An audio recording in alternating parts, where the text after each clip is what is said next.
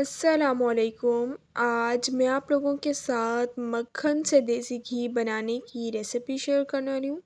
बिल्कुल ही प्योर घर पे देसी घी बनकर तैयार होता है। इंशाल्लाह आप लोगों को इसकी रेसिपी बहुत ही ज़्यादा पसंद आएगी। तो चलें अपनी इस रेसिपी को स्टार्ट करते हैं। मक्खन से देसी घी निकालने की रेसिपी शेयर करने वाली हूँ। दूध को जो हम बॉईल करते हैं उसके ऊपर मलाई आ जाती है, उसे मैं स्टोर करती रही हूँ। उसके बाद मैंने उसका मक्खन बना ली है। मक्खन बनाने के बाद मैंने पानी जो है अच्छे तरीके से निकाल ली है। कढ़ाई में मक्खन ऐड कर देने। बिल्कुल ही खालिस घर में जो है देसी घी बनकर तैयार होता है, आपको बाहर से भी लेने की ज़रूरत नहीं पड़ेगी। कढ़ाई में हम सारा का सारा मक्खन ऐड कर देंगे। मक्खन को जो है मेल्ट कर लेना है। बिल्कुल ही प्योर घर में जो है देसी घी बनकर तैयार होता है। इंशाल्लाह आप लोगों को इसकी रेसिपी बहुत ही ज़्यादा पसंद आएगी। मेरे यूट्यूब चैनल का नाम टेस्टी बाइट केपी है। प्लीज़ मेरे चैनल को सब्सक्राइब करें। उसके साथ जो बेल का आइकन है उसे ज़रूर प्रेस करें ताकि आप लोगों को मेरी हर नई आने वाली वीडियो मिल जाए और आप लोगों से मेरी कोई भी वीडियोस मिस ना हो। मक्खन जो है मेल्ट होना स्टार्ट हो गया है। 4 अदद मैं इसमें इलायची ऐड कर दूंगी। इलायची ऐड करने से बहुत ही ज़्यादा अच्छी खुशबू आ जाती है देसी घी में, और जो देसी घी है वो ख़राब भी नहीं होता।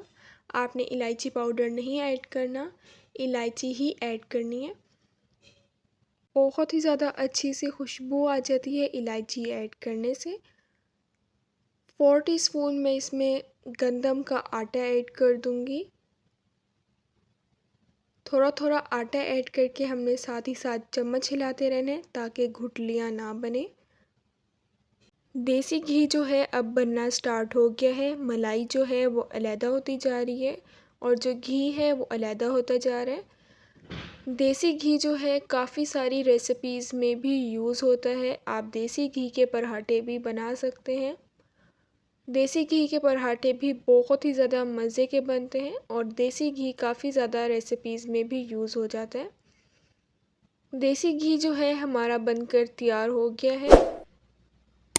बिल्कुल ही खालिस घर पे जो है हमारा देसी घी बनकर तैयार हुआ है।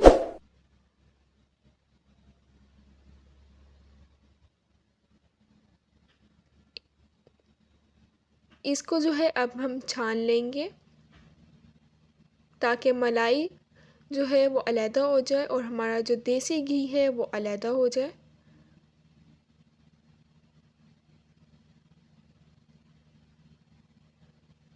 बिल्कुल ही खालिस और बहुत मज़े का हमारा देसी घी जो है वो बनकर तैयार हो गया है।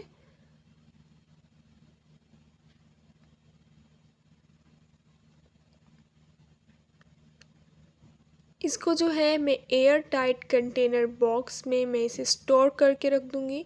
आप इसे कई महीनों तक स्टोर करके रख सकते हैं। ये बिल्कुल भी ख़राब नहीं होता, ना ही इसमें से स्मेल आती है। आप किसी भी एयर टाइट कंटेनर बॉक्स में इसे स्टोर करके रख सकते हैं। कई महीनों तक बिल्कुल भी ये ख़राब नहीं होता।